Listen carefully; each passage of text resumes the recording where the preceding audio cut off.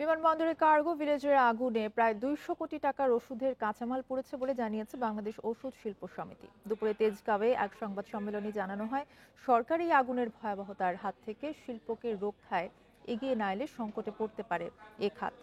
Bundle থাকলে প্রতি সেনমানিতে টাকা বাঁচবে।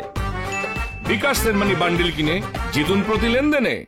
অ্যান্টিবায়োটিক, ভ্যাকসিন, হরমোন সহ ক্যান্সার জাতীয় ওষুধ উৎপাদনের র ম্যাটেরিয়াল পুড়ে যাওয়ায় ক্ষতির মুখে পড়বে ওষুধ শিল্প।